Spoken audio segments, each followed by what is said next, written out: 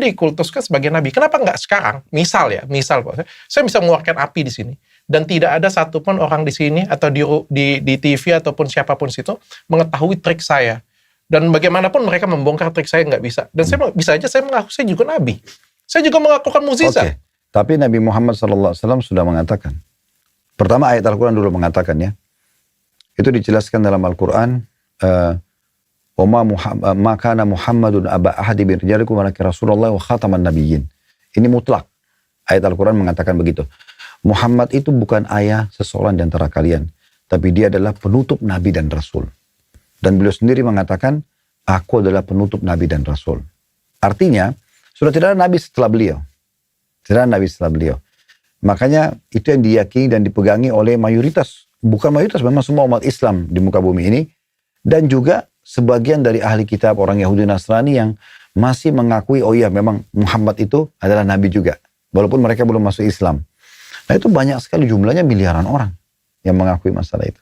Oke, saya akan masuk ke sana Pak Ustadz, tapi saya masih penasaran balik ke 25 tadi. Jadi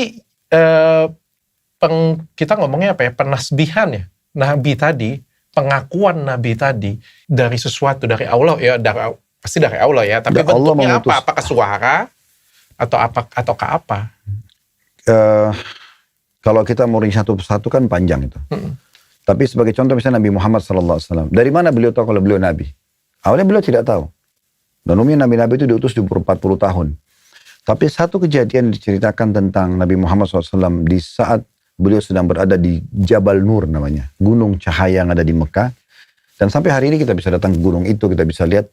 Di situ ada satu celah dikenal dengan Gua Hiro. Nah Nabi Muhammad SAW sebulan sebelum beliau diutus jadi Nabi, beliau selalu ada keinginan khalwah, menyendiri. Melihat ke langit, pergantian siang malam, merenungi kalau ini pasti ada penciptanya. Nah seperti itulah.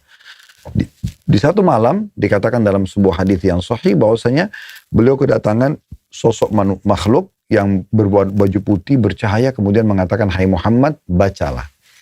Lalu Nabi Muhammad SAW mengatakan, saya tidak bisa membaca, karena beliau buta huruf, tidak bisa membaca. Lalu kemudian orang itu memelukku, kata